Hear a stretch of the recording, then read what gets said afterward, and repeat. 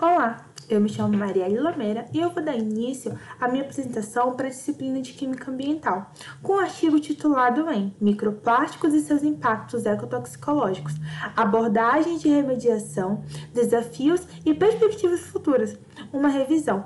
O artigo foi escrito por Samé e colaboradores e publicado na revista Journal of Clean Air Production em 2024. Os plásticos eles são derivados de produtos petroquímicos com compostos específicos que melhoram as suas funcionalidades. A produção global de plástico de uso único em 2017 atingiu aproximadamente 139 milhões de toneladas métricas. Os plásticos mais comuns de uso extensivo são os terefitalatos de polietileno, o polipropileno, o polietileno, o polistireno, o cloreto de polivinila e o poliuretano. Estudos mostram que no ano de 2020 foi fabricado anualmente cerca de 400 milhões de toneladas métricas de plástico. Dessa forma, tendo uma estatística, no ano de 2050, cerca de 1,6 bilhão de toneladas de plásticos terão sido produzidos, o que é um valor exorbitante. Os microplásticos são pedaços fragmentados de plásticos que medem até 5 milímetros de tamanho. Eles são gerados pela quebra de polímeros, causados por diversos fatores, como a luz solar, flutuações de temperatura e também o desgaste mecânico. Podem se originar de diversas fontes, então eles vão exibir variações em questão de termos aditivos, formas, tamanhos, cores e também materiais usados, levando então a uma ampla gama de substâncias que vão ser constituintes. Em várias pesquisas, se confirmam a presença de microplásticos em vários ecossistemas. Os microplásticos eles podem ter duas formas. As primárias, que referem-se à poeira plástica liberada de itens plásticos, e as secundárias, que são pedaços de plásticos maiores que passam por intemperismo, resultando em quebra de partículas menores. Assim, se originam os nanoplásticos, que são partículas menores que 100 nanômetros. Os microplásticos eles apresentam riscos significativos para a vida aquática, para a biodiversidade, para ambientes marinhos e também de água doce e para a saúde humana. Devido ao seu pequeno tamanho, há uma facilidade de absorção por organismos e, subsequente, tem uma bioacumulação. Então, isso pode acabar levando a efeitos tóxicos devido à sua complexa composição química.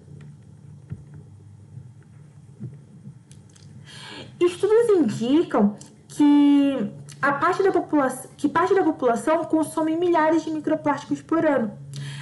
Desta forma, há uma exposição significativa ao longo da cadeia alimentar. Avanços recentes em tecnologias de remediação de microplásticos têm se concentrado em melhorar a eficiência e a eficácia dos métodos de remoção. Desta forma, o objetivo do trabalho foi reunir os avanços e os novos conhecimentos surgidos nos últimos anos sobre os microplásticos e seus impactos potencialmente danosos ao ecossistema e à saúde humana, além de mostrar avanços recentes em tecnologias de remediação, abordando também os desafios e as perspectivas futuras para mitigar a poluição por microplásticos. Os microplásticos como uma ameaça emergente aos ecossistemas aquáticos e terrestres. Os microplásticos nos ecossistemas marinhos. Prevê-se que o ambiente marinho receba uma quantidade substancial de microplásticos que foram produzidos em terra, devido à dinâmica de captação, deterioração e mecanismos de transporte. Estudos com a liberação de microplásticos prevê o aumento da dispersão desses poluentes para outras regiões nas próximas décadas. O principal fator é o crescimento e o uso extensivo dos microplásticos e também a estrutura inadequada da estação de tratamento de águas residuais em diversas partes do mundo. As condições hidrológicas, como as cheias e as tempestades, elas vão desempenhar um papel crucial no transporte de microplásticos. Estudos mostram que esses eventos eles podem liberar grandes quantidades de microplásticos acumulados nos fundos dos rios, levando-os até o mar. Vale ressaltar que o movimento dos microplásticos da Terra para o mar, eles não vão seguir um padrão unidirecional. Assim, o fluxo dos rios, eles podem se inverter durante as marés altas. Então, durante as marés, em vez de transportar, ao longo do rio, vai acabar voltando e devolvendo para a terra durante inundações costeiras. Então, é importante se ter abordagens mais abrangentes que considerem tanto os ambientes fluviais quanto os ambientes marinhos, bem como as interações entre a terra e o mar. As ações humanas em terra, como o descarte dos plásticos, eles acabam impactando diretamente os oceanos, pois tudo flui para o mar. Assim, as atividades terrestres, elas são as fontes primárias de microplásticos nos ecossistemas marinhos. E as águas e os sedimentos, eles acabam fluindo até o oceano. Então, esses plásticos, eles seguem ciclos e mudam de lugar com facilidade, o que dificulta mais o controle, pois eles envolvem vários processos, como fragmentação, transporte, deposição e a ingestão por organismos. E eles podem ser transportados tanto pelos ventos, quanto pelas correntezas e também pelas chuvas. Sedimentos e lagos e planícies de inundações, eles podem armazenar os microplásticos por longos períodos. Porém, pode acontecer de tempestades ou dragagens acabarem remobilizando esses microplásticos, assim levando novamente para os ecossistemas, tanto para ambientes terrestres quanto para ambientes marinhos. As cidades, elas geram microplásticos de diversas formas. Nos centros urbanos, a poluição plástica ela pode ter fontes como indústrias, fragmentação de plásticos, fibras têxteis. As rodovias, elas são fontes constantes de microplásticos, principalmente por conta da erosão mecânica de pneus, da emissão de vários poluentes e também da superfície de estradas e de detritos, que acabam gerando ali partículas menores dos pneus, devido aos atritos. Então, essas partículas geradas, elas podem consistir em complexas substâncias, como borracha, cargas, metais pesados e vários aditivos químicos. Esses compostos, eles vão variar conforme as formulações dos pneus. A contaminação do solo por partículas de desgaste de pneus é uma questão muito complexa, devido justamente à variedade de materiais e dos produtos químicos envolvidos.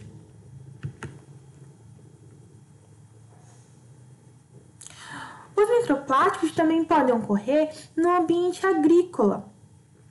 E vários caminhos levam a essa presença de microplásticos nos solos, muitos associados às práticas comuns e insumos usados na agricultura moderna, como a aplicação de biossólidos, que é a aplicação do lodo de esgoto como fertilizante orgânico, água de irrigação contaminada, a degradação de resíduos plásticos e também a deposição atmosférica. A plasticultura que envolve o uso de plásticos para fins agrícolas, como para proteção contra o intemperismo, controle de ervas daninhas, regulação de temperatura e também de umidade, ela é uma fonte significativa de poluição. Estudos abordam que as regiões do Mediterrâneo e da China são as mais afetadas e que todo o plástico removido do solo, pelo menos 24%, ele é proveniente da plasticultura. Então, ao longo dos anos, o uso constante pode acabar com que tenha um acúmulo de até 2 toneladas de microplásticos por hectare. Os microplásticos na atmosfera podem ser encontrados em poeiras, aerosóis, deposição atmosférica úmida e seca, neve e outros materiais. A liberação de microplásticos no ar pode ser pela degradação de matérias de vestuário, lavagem e secagem, emissões das indústrias e tudo isso pode acabar gerando efeitos citotóxicos nos organismos. A presença de microplásticos na atmosfera, sobre a terra e sobre o mar, ela é uma área ainda pouco inexplorada. A mudança de microplásticos transportada pelo ar em grandes cidades, ela vai variar de acordo com a localização e também com fatores ambientais. Por exemplo, na China, estudos mostraram que a presença de 358 partículas de microplásticos por metros cúbicos. Em Seul, 0,72 partículas por metros cúbicos. Em Pequim, 136 mil partículas de microplásticos por metros cúbicos. E os principais polímeros encontrados é o polipropileno e o polietileno. Os mecanismos de transporte desempenham um papel crucial na introdução da contaminação por microplásticos em locais remotos. Esses mecanismos, eles envolvem o transporte de microplásticos por distâncias significativas, por meio de várias vias, como corrente de vento e deposição atmosférica. Então, é importante compreender o potencial de transporte atmosférico e justamente o alcance desses microplásticos, a duração que eles podem permanecer na atmosfera e também as transformações que podem ocorrer, como a degradação ou a fragmentação. Esses aspectos eles vão ser importantes justamente para compreender como esses microplásticos eles são dispersos e fragmentados, bem como seus potenciais impactos em ambientes remotos. Os efeitos de microplásticos nos processos ecossistêmicos. Os ambientes terrestres, aquáticos e atmosféricos são onde a maioria dos microplásticos tem efeito sobre os processos de ecossistema. Dependendo do tempo, da localização, os plásticos podem ser decompostos fisicamente, biologicamente ou por meio de uma combinação de ambos.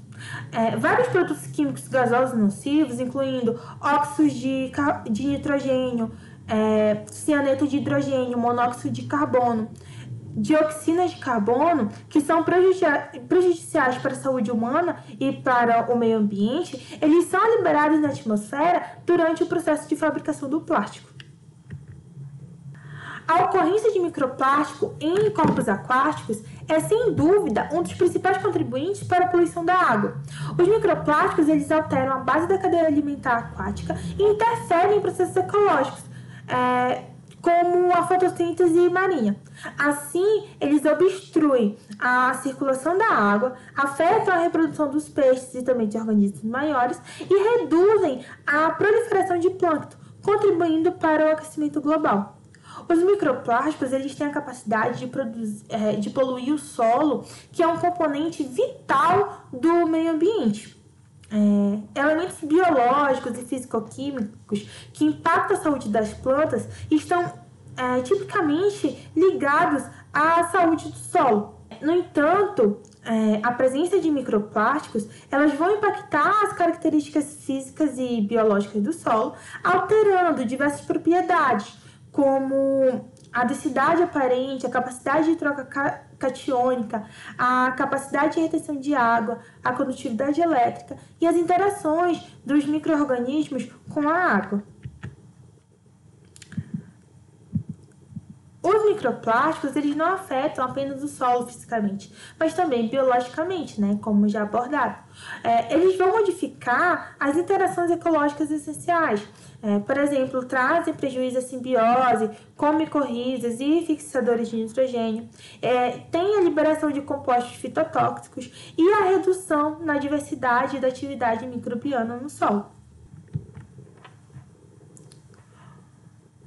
O artigo aborda o efeito dos microplásticos em vários grupos taxonômicos, justamente para a gente poder observar que vários organismos eles vão ser impactados de uma forma diferente, e não um em específico, podendo chegar até nós seres humanos, principalmente também passado através da cadeia alimentar. Então, o impacto toxicológico dessas partículas, elas são vistas em diversas espécies, como os fitoplânctons.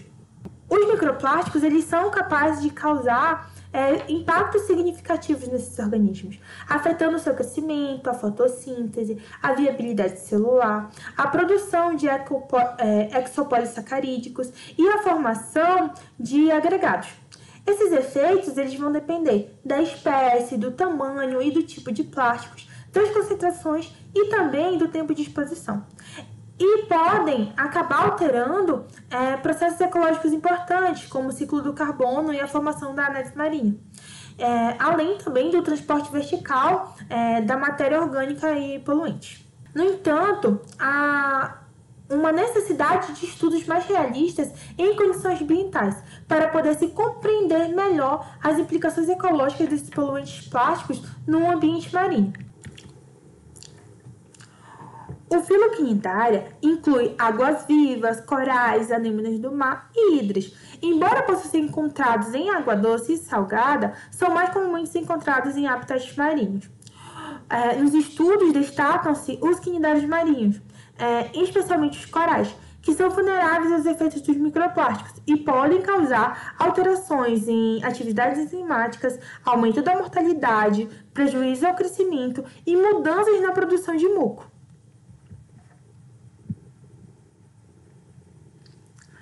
O filonematoda estão entre os animais mais diversos e abundantes da Terra e podem ser encontrados em quase todos os ecossistemas. Os nematóides eles desempenham um papel importante na saúde do solo, decompondo a matéria orgânica e também como presa de outros animais. Estudos indicam que eles são sensíveis à poluição de microplásticos, à exposição de diferentes tamanhos, podendo causar redução na reprodução, aumento na mortalidade, neurotoxicidade e alterações comportamentais. Desta forma, reforça-se os riscos da poluição plástica para a biodiversidade do solo e a necessidade de medidas de mitigação. Os rotíferos eles são importantes pastadores em ecossistemas de água doce, alimentando-se de algas e também outros pequenos organismos. Eles também são usados como organismo modelo em pesquisas devido à sua estrutura corporal e o seu fácil cultivo. Estudos indicam que a toxicidade é dependente do tamanho das partículas, sendo então os nanoplásticos mais prejudiciais que os microplásticos, afetando na reprodução, na expansão populacional e causando o estresse oxidativo. Os efeitos eles vão variar conforme o tipo e a funcionalização dos plásticos, com as versões aminadas sendo mais tóxicas do que as versões carboxiladas do poliestireno. Em níveis individuais, observa-se alta mortalidade, alterações no comportamento natatório e também a bioacumulação. A sensibilidade dos rotíferos eles evidenciam o risco potencial da poluição plástica, mesmo em concentrações ambientalmente realistas.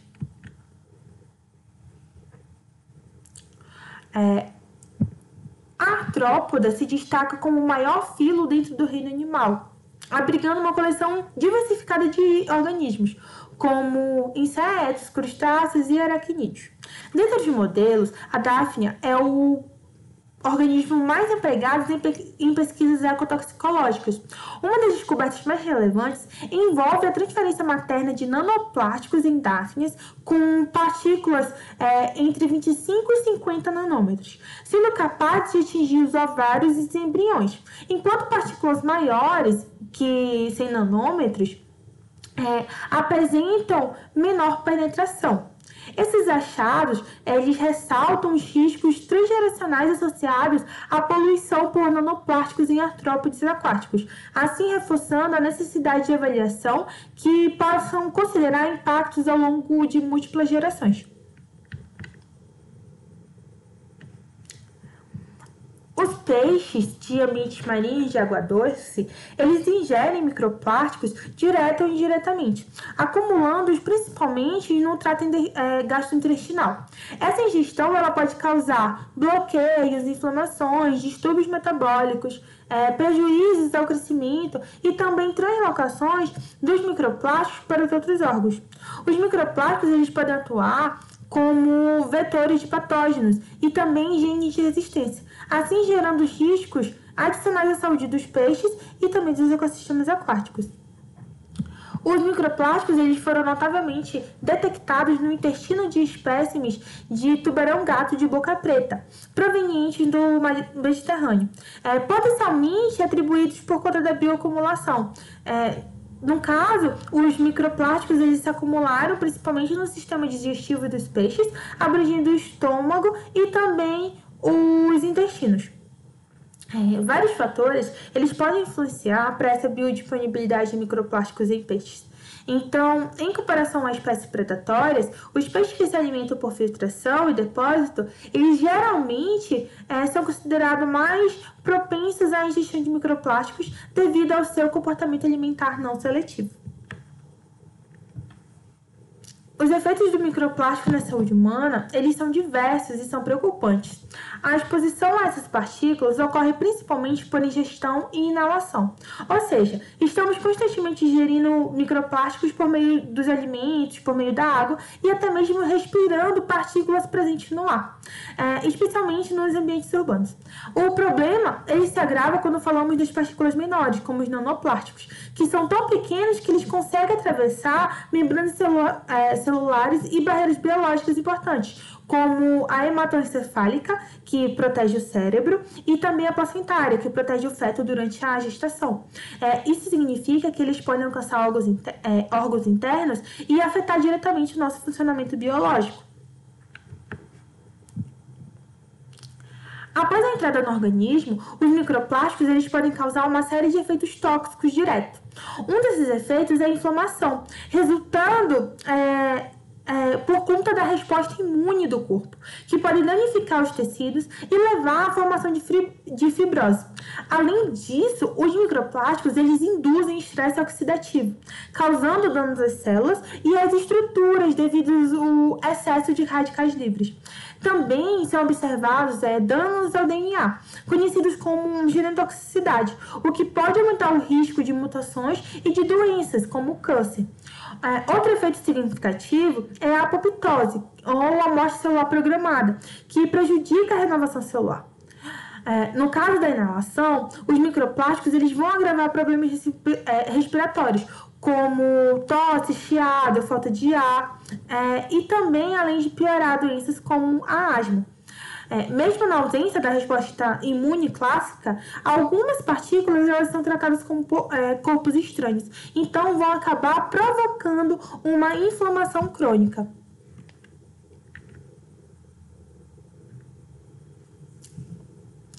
Com relação aos órgãos, estudos já identificaram microplásticos em todas as regiões dos pulmões humanos. Isso é extremamente preocupante, porque pode causar danos diretos aos alvéolos, promovendo inflamações persistentes e comprometendo a barreira pulmonar, essencialmente as trocas gasosas.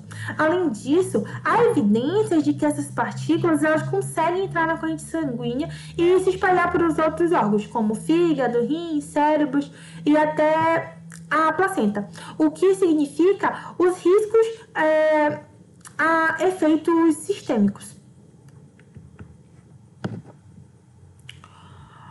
Outro ponto importante é que os microplásticos eles não são compostos puros, eles contêm aditivos químicos que são usados na sua fabricação, que também representam riscos à saúde. Entre os principais temos os fitalatos, que são desreguladores endócrinos que podem afetar o sistema hormonal, prejudicando a fertilidade e também o desenvolvimento. O BPA, que é outro exemplo, ele imita hormônios naturais como o estrogênio e pode causar alterações no sistema reprodutivo e também aumentar o risco de câncer. Há também os PB10, que são retardantes de chamas associados a distúrbios hormonais e neurológicos.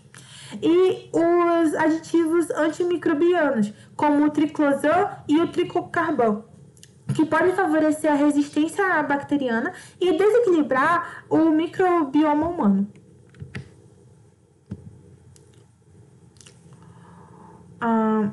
Os microplásticos eles estão relacionados a diversos impactos diretos e riscos a longo prazo. A exposição contínua pode levar a disfunções imunológicas, reprodutivas e também cognitivas, além de atrasos no desenvolvimento, especialmente em crianças. Também podem causar reações alérgicas e irritações associadas à exposição prolongada a compostos antimicrobianos. Outro risco é a bioacumulação, ou seja, o acúmulo dessas partículas no organismo ao longo do tempo e as transferências desses contaminantes ao longo da cadeia alimentar. Então, é importante destacar que muitos dos compostos usados nos plásticos, eles ainda não tiveram os seus efeitos totalmente estudados. Então, isso significa que os riscos à saúde humana ainda podem ser maiores do que se sabe atualmente. Diante da crescente contaminação por microplásticos, torna-se urgente desenvolver métodos eficazes de biorremediação, já que esses poluentes eles são persistentes e difíceis de remover. Uma solução promissora é o uso de micro-organismos capazes de degradar plásticos, especialmente quando a sua ação é potencializada por técnicas de manipulação genética. Entre essas, destacam-se a criação de enzimas modificadas, como a cutinase, que tem se mostrado eficaz na degradação do polietileno terefitalato, que é um dos plásticos mais comuns no ambiente, utilizado principalmente em garrafas, embalagens e tecidos sintéticos. Essa enzima, ela quebra a ligação do polímero, facilitando a decomposição e posteriormente a assimilação por micro-organismos. O avanço na biotecnologia tem ampliado o potencial da biorremediação, tornando enzimas mais eficientes na degradação dos microplásticos, inclusive em ambientes naturais e estações de tratamento. Ferramentas como o CRISPR-Cas9 permitem modificar micro-organismos com precisão, introduzindo genes que vão produzir enzimas degradadoras, como a cutinase e a oxigenase. A bioinformática ela também desempenha um papel fundamental, ajudando a identificar as enzimas e as rotas metabólicas por meio de análises computacionais, acelerando o desenvolvimento de soluções biotecnológicas mais eficazes contra a poluição plástica. Os processos de oxidação avançadas, conhecidos como os POAs, eles são métodos químicos bastante eficazes nos tratamentos de água contaminada, especialmente quando lidamos com poluentes recalcitrantes, que são os casos dos microplásticos. Esses processos eles envolvem a geração de espécies altamente reativas, principalmente dos radicais de hidroxila, que conseguem quebrar estruturas complexas. Os processos oxidativos avançados, eles podem ser classificados em diferentes tipos, como a oxidação fotoquímica, catalítica, por ozônio e também a eletroquímica, conhecida como a ECO. Métodos como a reação de Fenton e a oxidação eletroquímica têm se mostrado com ótimos resultados na degradação de microplásticos. No entanto, apesar dessa alta eficiência, esses métodos ainda enfrentam limitações por conta dos altos custos e também da geração de resíduos secundários, que precisam ser gerenciados adequadamente. A biorremediação tem se destacado como uma alternativa sustentável e de baixo custo para combater a poluição por microplásticos. Ela utiliza micro-organismos como bactérias, fungos e algas, que por meio de enzimas vão degradar os plásticos. O processo ocorre em 5 etapas: colonização da superfície, biodeteriorização, biofragmentação, assimilação e, por fim, mineralização. Quando os resíduos eles são transformados em substâncias simples, como CO2 e água. Apesar do potencial, a técnica ela ainda enfrenta desafios quanto à sua velocidade e também a sua aplicação em larga escala.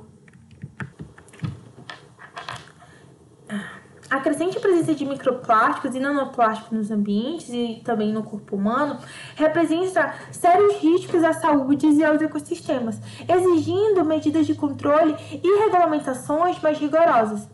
Um dos principais obstáculos é a falta de métodos padronizados para análise e para amostragem, o que dificulta a comparação dos dados e o desenvolvimento de estratégias eficazes. A baixa taxa de reciclagem agrava também o problema, tornando essencial melhorar a infraestrutura e promover a redução do consumo de plásticos. Algumas leis como a proibição de microesferas em cosméticos e o banimento do uso de do plástico de uso único, já buscam mitigar esses impactos.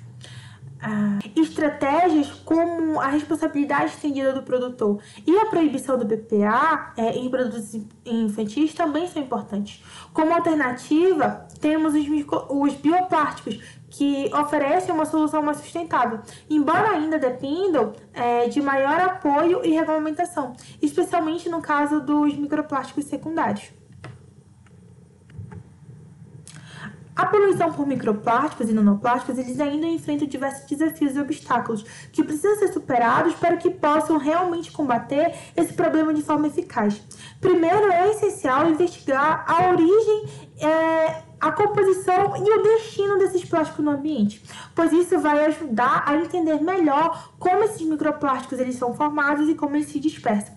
Além disso, precisamos implementar métodos analíticos eficientes para detectar a presença de microplásticos e identificar suas características com precisão.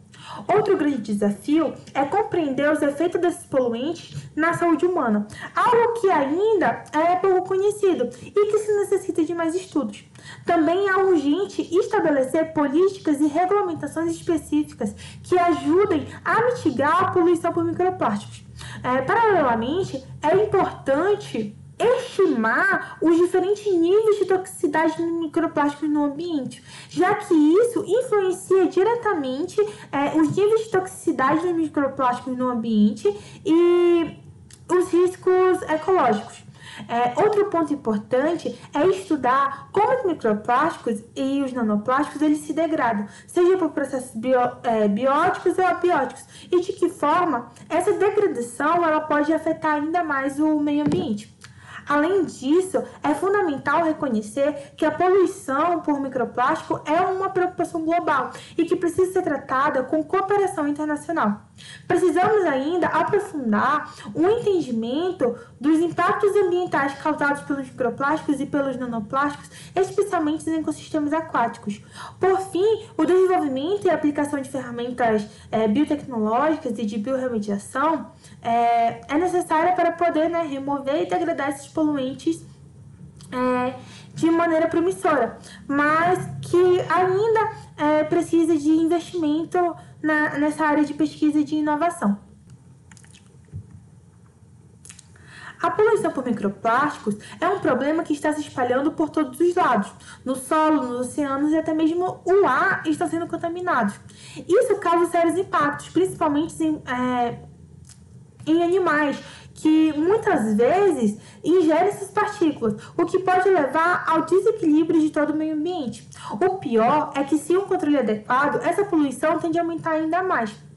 Por isso, é fundamental começarmos a substituir os plásticos por materiais mais ecológicos e também sustentáveis. Mas essa mudança não pode ser feita por uma parte só. É necessário que o governo, empresas e toda a sociedade colaborem juntos para assim se enfrentar esse desafio e proteger o planeta. É isto, muito obrigada pela atenção.